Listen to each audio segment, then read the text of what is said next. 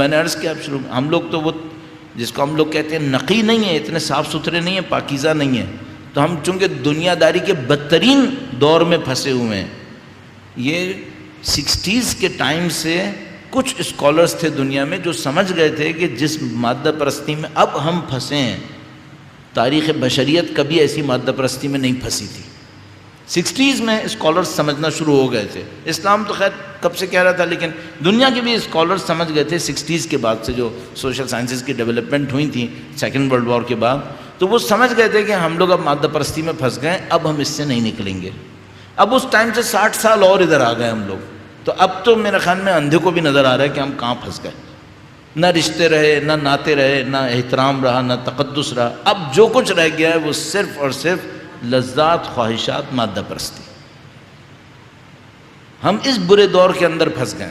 اب اس برے دور کے اندر کوئی ہمیں امیر المومنین کا کلام سنائے اور میں سنوں اور پڑھوں تو مجھے سمجھ میں نہیں آتا کہ کیا کروں اس کے ساتھ، کیونکہ وہ تو دنیا داری کے ساتھ سازگار نہیں ہے، وہ تو مان ہی نہیں رہا ہے دنیا کو۔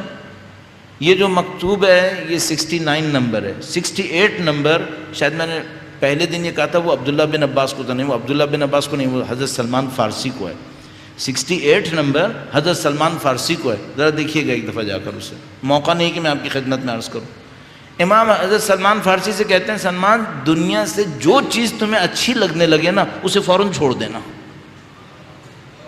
یا اللہ، دنیا سے جو چیز تمہیں اچھی لگنے لگے اسے فوراً چھوڑ دینا، کیوں؟ یہ تمہارے لیے نقصان دہ ہونے والی ہے۔ کیوں؟ کیونکہ دنیا حائل ہے، اگر میں دنیا کی ایک چیز کو پسند کرنے بیٹھ گیا تو یہ یقیناً مجھے اندھا کرے گی۔ تو امام فرما رہے ہیں اگر تمہیں کوئی چیز اچھی لگے نا، پہلے تو دنیا سے کوئی چیز پسند نہ کرنا، کیونکہ یہاں پہ کوئی چیز اس قابل نہیں جس کو تم پسند کر کے بیٹھو اور تم اس کے اوپر مرو۔ پھر اگر پسند آنے لگے، تمہاری کمزوری بننے لگے، فوراً اس کو نکال دینا۔ آیت اللہ مرشی نجفی مرنے سے کچھ دن پہلے یا مثلاً ہفتے بھر پہلے ان کے سرہانے کچھ کتابیں رکھی تھیں۔ آیت اللہ مرشی نجفی کتابوں کے عاشق تھے، جو ہماری دنیا میں دولت کا کوئی عاشق ہوگا، شہرت کا عاشق ہوگا اور لذات کا عاشق ہوگا، تو آیت اللہ مرشی نجفی کتابوں کے عاشق تھے۔ روزے رکھ رکھ کے کتابیں خریدتے تھے اپنے طالب علمی کے زمانے میں۔ تو کچھ کتابیں تھیں ان کو اتنی پسند تھیں وہ انہوں نے کتاب خانے کو بھی ڈونیٹ نہیں کی، لائبریری کو بھی نہیں دی، باقی جو ساری کتابیں لائبریری کو دے دی تھیں۔ وہ چند کتابیں ان کو اتنی پسند تھیں وہ اپنے سرہانے رکھتے تھے ہمیشہ۔ مرنے سے ہفتے بھر پہلے تقریباً اتنا کچھ کم و بیش وہ کتابیں بھی لائبریری کو ڈونیٹ کر دیں، کہا ان کو یہاں سے اٹھا لو اور دے دو کتاب خانے کو۔ تو جو بھی ساتھ تھے ان کے فرزند تھے، کوئی بھی تھے، انہوں نے کہا آغا صاحب اب تو آپ دنیا سے جا ہی رہے ہیں، آپ چلے جائیں، ان کو یہاں رہنے دیں، آپ کے مرنے کے بعد میں دے دوں گا اس کو کتاب خانے کو۔ کہا نہیں، میں نہیں چاہتا مرتے وقت مجھے دنیا کی کوئی بھی پسندیدہ چیز سامنے نظر آئے، اس کو بھی نکال دو۔ کیا پتہ اسی کی پسند کی وجہ سے میں پھنس جاؤں کہ میں دنیا سے کوئی چیز پسند کر کے جا رہا ہوں، اس کو بھی دے دو، کہیں مجھ سے جان چھڑواؤ اس کی، یہ مجھے نہیں چاہیے۔ ان لوگوں نے اتنی محنت کی ہے تب یہ لوگ یہ بنے ہیں۔